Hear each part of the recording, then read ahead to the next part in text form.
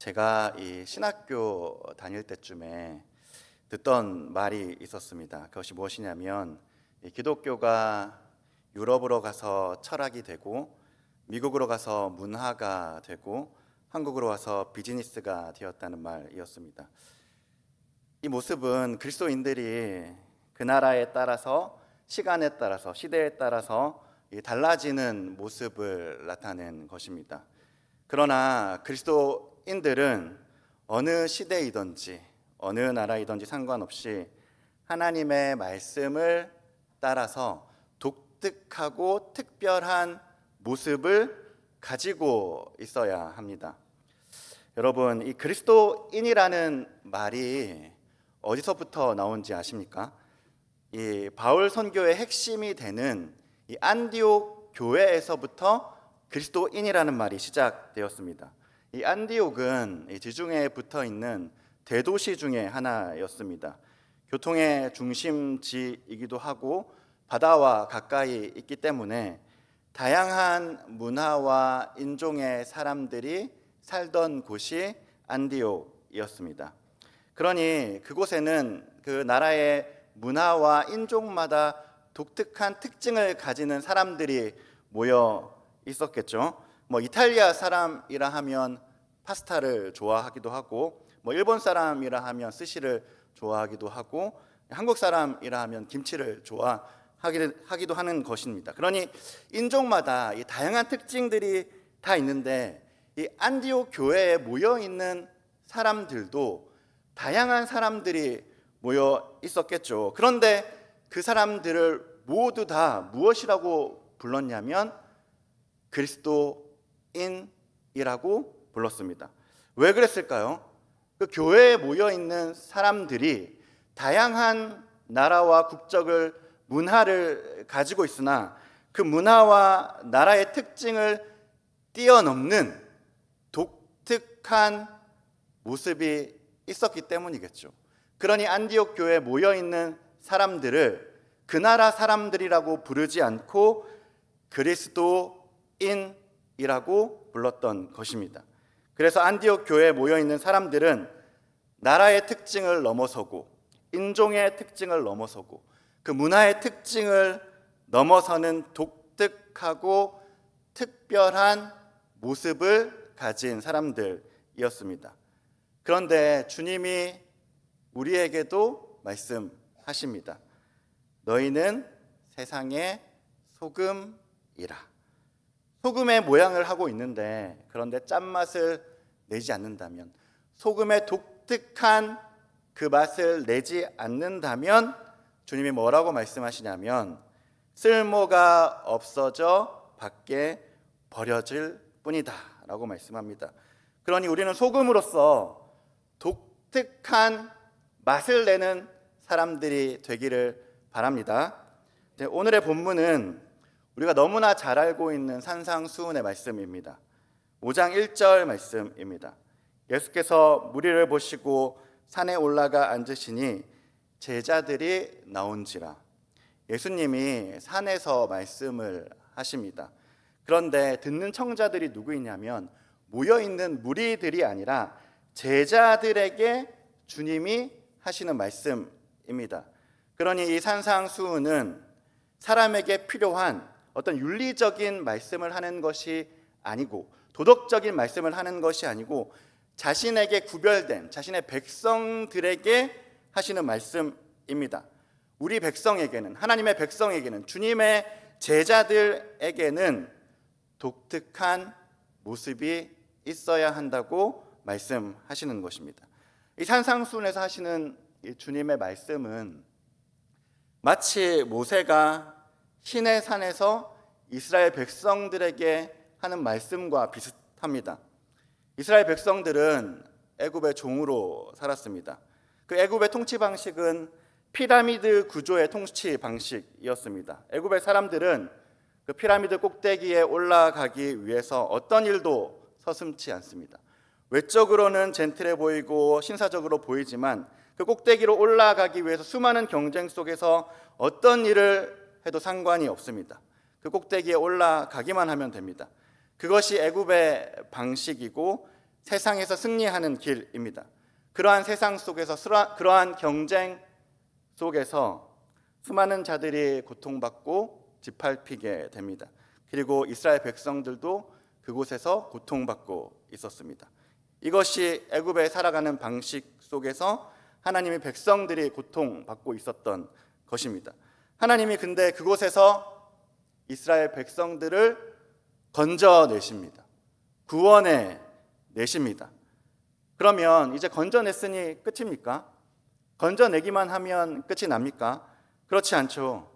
애굽에 살아가던 방식들을 이제 바꾸고 하나님의 백성의 모습으로 살아내야 합니다. 그래서 하나님은 시내산 위에서 이스라엘 백성들에게 하나님의 백성이 어떠해야 하는지 두 돌판을 주시며 말씀하십니다. 애굽에서 살던 모습들을 내려놓고 이제 나의 백성의 모습으로 살아내라 라고 말씀합니다. 하나님의 백성됨이 어떠한지를 모세를 통하여서 알려주십니다. 그래서 하나님의 백성된 이스라엘은 더 이상 애굽의 모습으로는 살아갈 수 없습니다. 하나님의 백성으로서 하나님을 깊이 사랑하고 이웃을 깊이 사랑하는 모습을 보이며 살아가야 하는 것입니다. 그런데 지금 주님께서 마치 모세와 같이 그 산에서 주님의 제자들에게, 우리에게, 주님의 백성들에게 말씀하십니다. 그토록 내가 기다려왔던 나를 해방시켜줄 주님께서 나의 죄의 근원으로부터, 죽음의 근원으로부터 나를 해방시켜서 그리고 산에서 주님의 자녀들에게, 제자들에게 말씀하십니다. 수많은 경쟁들 속에 지쳐있는 우리에게, 돈과 인정의 노예가 되어버린 우리에게 그것으로부터 건져내시면서 주님이 말씀하십니다. 열심히 노력하고 최선을 다해도 마치 노예가 주인이 그 모든 것을 빼앗아 가듯이 죽음의 노예이며 죄의 노예인 우리는 열심히 살아도 그 끝에 남는 것은 죽음밖에 없는 우리를 그 죽음에서 건져내시며 주님께서 우리에게 말씀하십니다. 우리에게 수많은 책임들과 의무들로 눌려있는 그곳으로부터, 무거운 짐들로부터 건져내시면서 주님은 우리에게 말씀하십니다. 너희는 세상의 소금이라. 이것이 무슨 말일까요? 이것이 우리에게 어떻게 하라는 말일까요? 제가 이 금요 예배를 마치면 한 번씩 가족들과 함께 들리는 곳이 있습니다. 거기가 어디냐면 맥도날드입니다. 제가 맥도날드에 가면 제가 가장 좋아하는 메뉴가 있는데 그것이 무엇이냐면 갓 나온 따끈따끈한 감자튀김을 좋아합니다. 제가 교회에서는 밥을 많이 안 먹는 것 같은데 교회를 나가면 이렇게 먹으면서 이게 다 살이 찌는 이유가 있죠. 네, 그래서 제가 갓 나온 감자튀김을 먹으면 너무나 맛있는 겁니다. 근데 어느 날 예배를 마치고 금요 예배를 마치고 또 맥도날드를 또 들렸어요. 근데 어느 날 그 옛날에 먹던 그 감자튀김 맛이 아닌 거예요. 그래서 왜 그런가 싶어서 봤더니 이 감자튀김에 소금이 없었던 것이었습니다. 그래서 제가 깨달았어요. 이 맛을 내는 것에 있어서 가장 중요한 것이 소금이구나. 이 소금이 없으면 되지 않는구나. 이 소금에 있는 독특한, 소금에만 있는 이 독특한 짠맛이 맛을 내는데 꼭 필요하구나. 어떤 것도 대체될 수가 없구나라고 생각을 했습니다. 그런데 지금 주님께서 우리에게 말씀하시죠. 너희는 대체될 수 없는 세상의 맛을 내는 소금이다 라고 말하고 있습니다. 왜 그렇습니까? 왜냐하면 그리스도인에게만 있는 짠맛과 같은 독특한 맛이 있기 때문입니다. 그리스도인만이 가지고 있는 독특한 짠맛이라는 게 무엇이냐면 16절입니다. 이같이 너희 빛이 사람 앞에 비치게 하여 그들로 너희 착한 행실을 보고 하늘에 계신 너희 아버지께 영광을 돌리게 하라. 이 소금과 빛이 무엇과 연결되고 있냐면 착한 행실과 연결되고 있습니다. 그러니 그리스도인에게만 있는 이 독특한 짠맛은 그리스도인에게만 있는 독특한 행실입니다. 그렇다면 이 그리스도인에게만 나타나는 독특한 행동이 무엇이냐면 산상수훈 전반에 나타나고 있는 주님의 말씀입니다. 살인하지 않는 것을 넘어서 형제를 미워하는 마음조차 먹지 않는 것, 간음하지 않는 것을 넘어서서 음욕조차 품지 않는 것, 거짓 맹세하지 않는 것을 넘어서서 함부로 말조차 하지 않는 것. 세상은 눈에는 눈, 이에는 이라고 받은 대로 갚아주려고 하는데 악한 자들이 나의 것을 뺐더라도 그 악한 마음으로 갚아주지 않는 것. 누가 나의 오른뺨을 때리면 내 왼뺨을 내어 놓는 것. 속옷을 누가 달라고 하면 나의 겉옷을 내어 놓는 것. 세상은 자신에게 잘하는 자에게만 잘하지만 하나님의 백성은, 그리스도인들은 나에게 잘 못하는 자까지 사랑해 주는 것, 마치 원수를 사랑하는 것.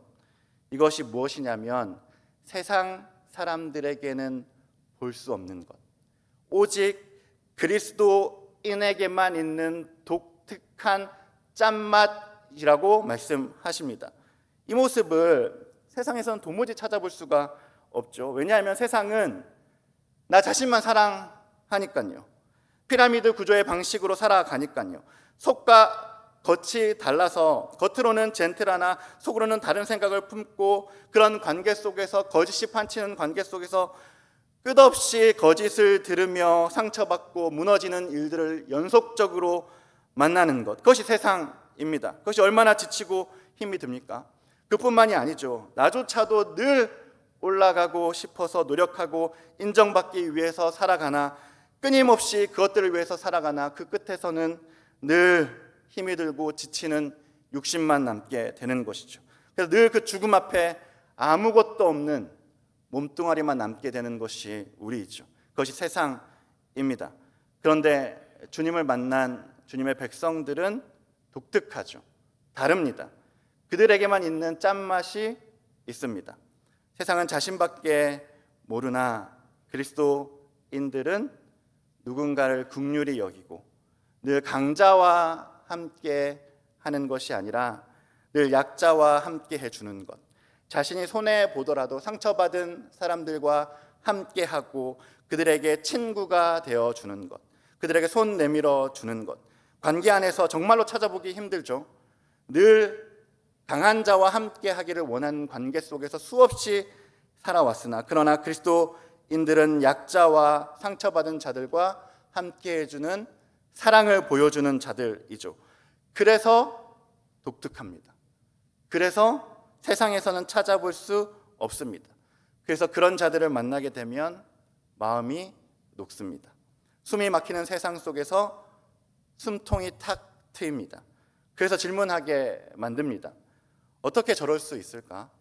어떻게 그런 독특함을 가지고 살 수 있을까? 우리에게 질문하게 만들죠. 그런 모습을 만나게 되면. 그래서 그곳에 어떤 맛이 있는가 나오게 됩니다. 그곳에 어떤 맛이 있길래, 어떻게 그 독특함이 있길래 그곳에 나와 맛을 보게 만듭니다. 그렇게 그리스도인들은 세상에 꼭 필요한 소금입니다. 사랑하는 여러분, 주님께서 우리에게 소금이라고 말씀합니다. 독특한 짠맛을 가지고 있냐고 물어보십니다. 독특한 그리스도인에게만 있는 행동들이 있냐고 물어보십니다. 우리에게 그런 모습들이 있습니까? 세상과 구별되는 그리스도인에게만 있는 짠맛을 가지고 계십니까? 주님은 우리에게 세상의 소금이 되라고 말씀하십니다. 그리스도인에게만 있는 독특한 맛을 내라고 말씀하십니다. 그러니 우리는 세상의 소금이어야 합니다. 당연히 쉽지 않죠. 내가 이 말씀을 지켜야지 해도 어떻게 그럴 수 있습니까? 나를 미워하는 자에게 어떻게 겉옷을 내어줄 수 있습니까? 나의 오른뺨을 때리는 자에게 어떻게 왼뺨을 때려달라고 말할 수 있습니까? 이거 다짐으로 되지 않죠. 힘들죠. 어렵죠. 그러나 주님이 우리에게 말씀하십니다. 이 사랑의 원자폭탄으로 유명한 이 손양원 목사님은 자신의 아들을 죽인 자를 입양하는 원수를 사랑한 대표적인 자였습니다. 근데 이 손양원 목사님이 그 원수를 사랑하는 일이 쉬웠을까요? 그렇지 않습니다. 손양원 목사님의 지인의 말입니다. 손양원 목사님이 그 지인에게 이렇게 말했다고 합니다. 두 아들을 죽인 재선이와 마주 앉아 밥을 먹을 때는 돌멩이를 삼키는 것처럼 마음이 괴롭다라고 말했다고 합니다. 손양원 목사님도 원수를 사랑하는 일이 쉽지 않았습니다. 마음이 찢어지고 그 앞에서 식사를 할 때마다 고통이 올라와 돌멩이를 삼키는 것 같다고 말했습니다. 그런데 주님이 손양원 목사님에게 힘을 주셨습니다.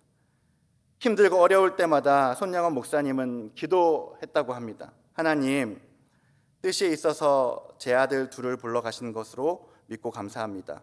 하나님, 내 두 아들을 죽인 사람 생명을 보존해 주십시오. 제가 전도하겠습니다. 그가 그대로 지옥에 가서는 안 됩니다. 하나님, 저에게 그를 사랑할 수 있는 마음을 주옵소서. 손양원 목사님이 성품이 타고나서 그랬던 것이 아닙니다. 손양원 목사님은 특별나서 그런 일을 했던 것이 아닙니다. 할 수 없음에도 기도하며 찢어지는 마음으로 애통하며 주님께 간청하고 또 간청했습니다.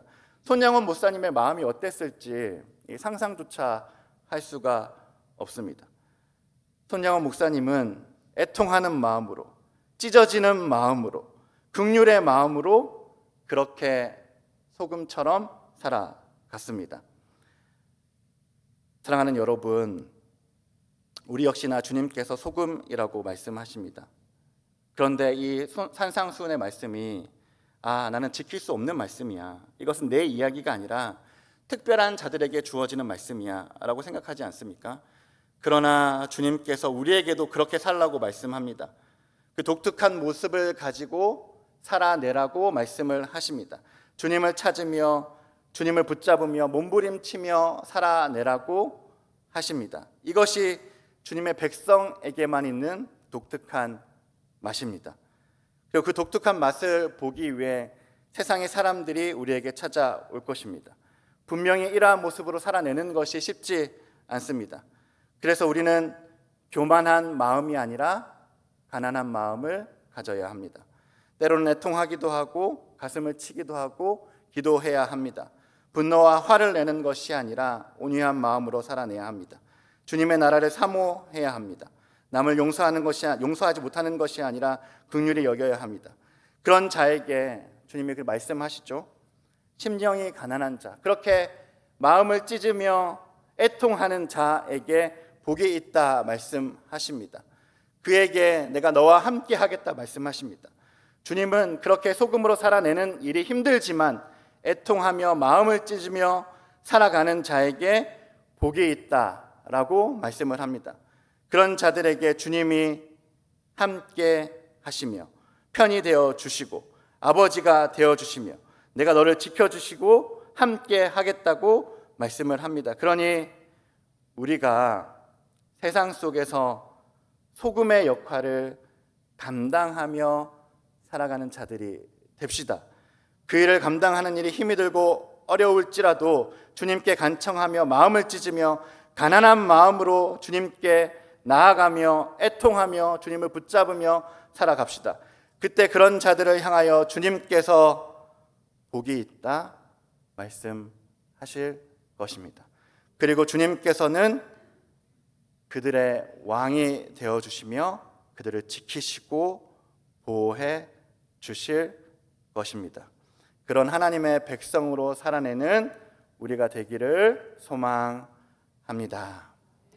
다 함께 기도하겠습니다.